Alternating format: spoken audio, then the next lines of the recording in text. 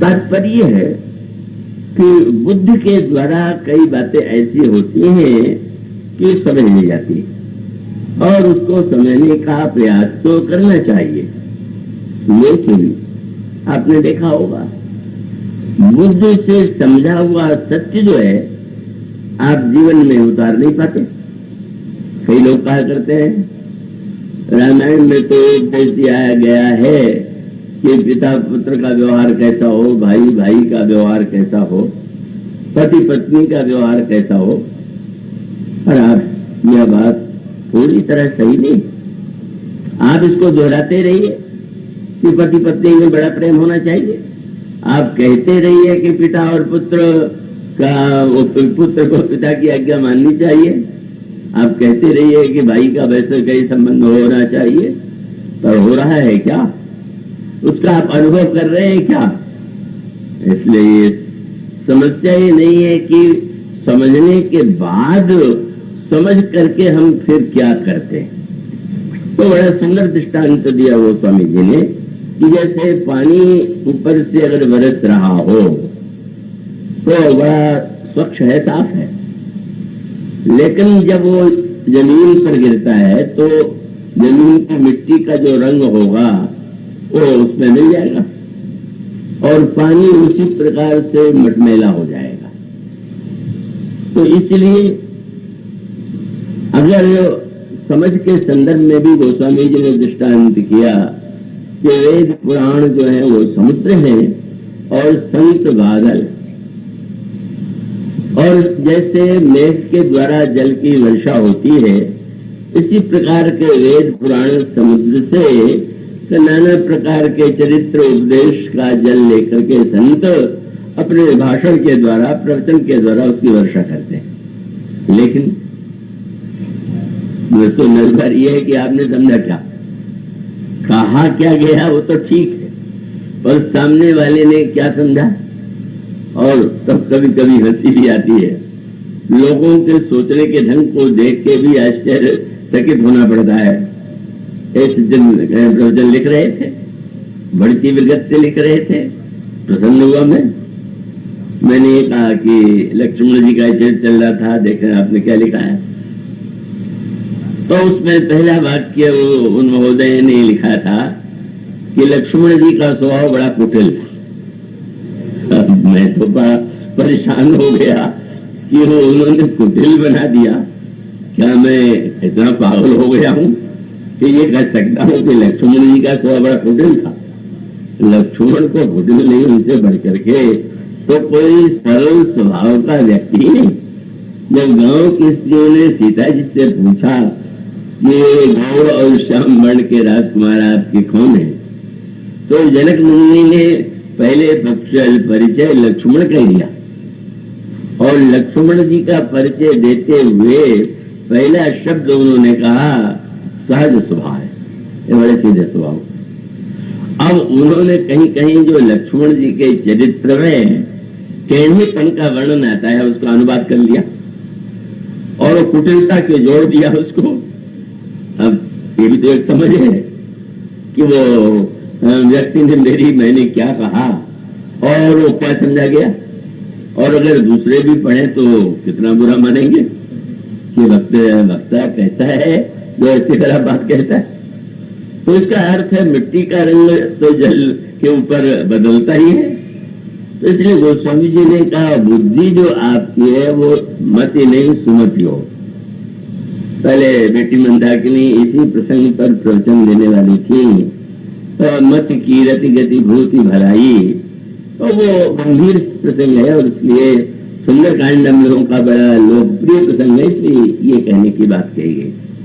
तो ये गोस्वामी जी कहते हैं पहले आपकी बुद्धि कैसी है, सुमति है कि नहीं। मैं बोल नहीं पाता। जबलपुर में मैंने देखा एक श्रोता ऐसे थे कि जो माला लेके कथा में आते थे और वो माला बड़ी महंगी बनवा के जितनी अच्छी से अच्छी होती खिलाते थे और वो मुझे पहनाते भी थे और कथा शायद वो 5-10 मिनट से ज्यादा नहीं सुनते थे और उसके चले जाते। तो एक आध दिन तो लगा कि शायद कोई काम रहा होगा, पर जब मैंने कई दिन देखा कि वो आते हैं, माला लाते हैं, वो 5-10 मिनट में चले जाते हैं, तो मैंने किसी से कहा कि भाई ये तुरंत आते हैं और इतना समय लगा के ये इतनी जल्दी चले क्यों जाते हैं? तो उनके बड़े गहरे मित्र थे, तो उनसे उन्होंने पूछा, भाई आप आते हैं और इतनी जल्दी चले क्यों जाते? बोले मैं कथा सुनने नहीं आता, हम तो महाराज श्री की अंगुलियों को देखने आता हूँ, मुझे जो सट्टा लॉटरी करना होता है उसी के आधार पर करता हूँ और कोई मेरी अंगुलियों के द्वारा हो तो संकेत नहीं मिलता, किसी दिन उनको उससे लाभ हो गया तो वही मानने लगे। तो क्या कथा का उद्देश्य आपको सट्टा लॉटरी का अंक बताना है क्या? तो वैसे श्रोता भी तो होते ही, तो श्रोताओं के इतने प्रकार हैं जिसकी कोई सीमा नहीं। तो इसलिए गोस्वामी जी कहते हैं कि अगर ऐसी विविध प्रकार की बुद्धियां आप लेकर के सुनेंगे तो आप अपने रंग में उसको रंग देंगे। पर उसके बाद मान लीजिए मिट्टी न हो, कोई मरमर या पत्थर का परस हो, पानी वर्षा, तो पानी का रंग नहीं बदलेगा, लेकिन बरसेगा, रंग नहीं बदलेगा और पानी बह जाएगा। तो इसका अभिप्राय हुआ कि आपकी बुद्धि अगर सही समझने के बाद भी जो सुना आपने उसको बह जाने दिया तो कोई लाभ नहीं हुआ। तो उसका लाभ तो तब होगा जब आप ऐसा एक गड्ढा बनावे, कुंड बनावे कि जिसमें वो स्वच्छ जल जो है वो बना है। गोस्वामी जी कहते हैं आपकी बुद्धि जो है ऊपर है, पानी वर्षा तो सुमत की भूमि है, सुमत की भूमि, और उसको रखना कहाँ है? अगर आपने यहां से सुना और यहां से निकल गया, कई लोग तो ऐसे भी हैं तो जो मेरे लिए क्या करते हैं कि इनकी बहुत सी बातें तो सिर के ऊपर से निकल जाती है, तो भैया उस सिर से ऊपर निकल जाने का तो कोई उपाय नहीं है। मैं नहीं चाहता कि आपके सिर के ऊपर निकल जाए, पर हम कोई आपके मनोरंजन के लिए तो बोलेंगे नहीं। तो मैं चाहूंगा तो कि यही कि आप मेरी बात को समझें, पर समझने के बाद फिर कहाँ जाए? अब यहाँ वर्षा हुई और कान के रास्ते भागे। उस विद्यार्थी की तरह जो लौट करके आया और उससे किसी ने पूछा कि आपने संस्कृत शिक्षा कई दिनों से प्राप्त किया है, आप बताइए इस शब्द का अर्थ क्या है? तो उनका मुझे नहीं मालूम। तो इतने दिनों से आप पढ़ने जाते हैं नहीं मालूम, तो लोग कहा कि गुरु दक्षिणा भी तो देना चाहिए। तो मैं जितना पढ़ता हूँ गुरु जी को भेज करके चलाता हूँ, यह पठितम गुरु में नहीं। तो अगर आप इस प्रकार के श्रोता है कि आप सुने और सुनने के बाद यही सब गुरु जी को कथावाचक जी को भेज करके चले जाते हो तो कथा का कोई अर्थ नहीं हुआ। इसलिए गोस्वामी जी कहते हैं यहाँ से सुनिए और सुनने के बाद नीचे जब उतरे तो उसको कहाँ रखे?